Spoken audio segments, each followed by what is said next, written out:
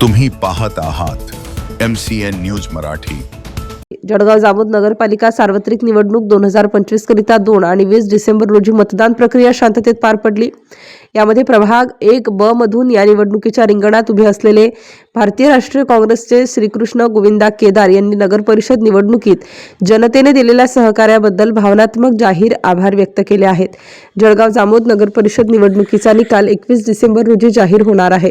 यामध्ये निवडून येणार किंवा नाही हे सद्यस्थितीत सांगता येत नसले तरीही जनतेने आपल्याला भरभरून प्रतिसाद दिल्यामुळे आपला आजच विजय झाल्याचे प्रतिपादन याप्रसंगी श्रीकृष्ण केदार यांनी MCN न्यूजच्या कॅमेऱ्यासमोर बोलताना व्यक्त केले। MCN न्यूज मराठीकरिता गजानन सोनटक्के, जळगाव।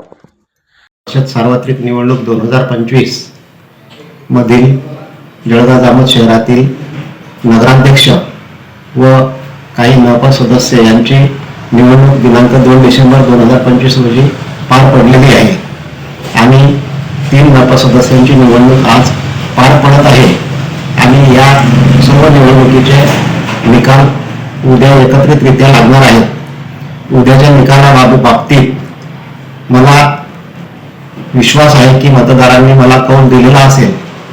त्या दृष्टिकोनातून प्रभाग क्रमांक 1 जळगाव जामोद मधील सर्व सन्माननीय मतदार, माझ्या पक्षाचे व महाविकास आघाडीच्या मित्र पक्षांचे सर्व नेते, पदाधिकारी, कार्यकर्ते, सर्व धर्मातील व सर्व जातीतील सर्व सन्माननीय मतदार यांचे मी मनपूर्वक आभार व्यक्त करतो आणि या ठिकाणी मुद्दामून असे नमूद करतो की मी 20% राजकारण व 80% समाजकारण करत असून राजकारण मला एक समाजकार्य करण्याचं माध्यम म्हणून मी पसंत करतो।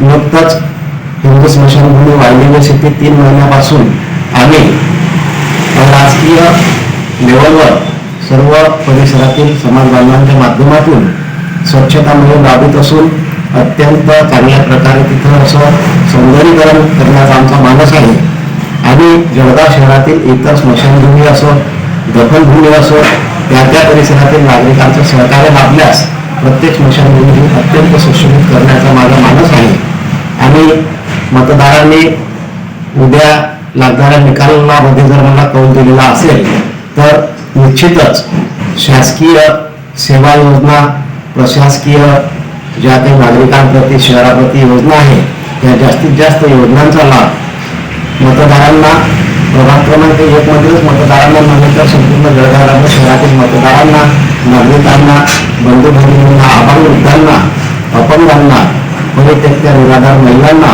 युवक मित्रांना, विद्यार्थ्यांना जास्तीत जास्त कशा प्रकारे आपल्याला मदत करता येईल याकरता मी निश्चितच प्रयत्न करेन। मी या निमित्ताने असे सांगू इच्छितो की प्रत्येक जाती धर्मातील युवकांनी पुढाकार घेऊन आपापले युवक मंडळे, युवक संघटना स्थापन करून आपापल्या समाजामध्ये, आपापल्या धर्मामध्ये, आपापल्या परिसरामध्ये शिक्षण, रोजगार, आरोग्य, स्वच्छता व जीवनमानाचा दर्जा कसा मिळवावे याकरता प्रत्येकाने प्रयत्न करावे। कारण आपला परिसर स्वच्छ राहिला, आपल्या जीवनमानाचा दर्जा उंचावला तर आपलं देश स्वच्छ राहील, आपल्या देशाचा जीवनमानाचा दर्जा उंचावेल आणि सर्वांनी सद्भावनाने, सामोपचाराने आणि एकोप्याने राहावे अशी मी या ठिकाणी विनंती करतो।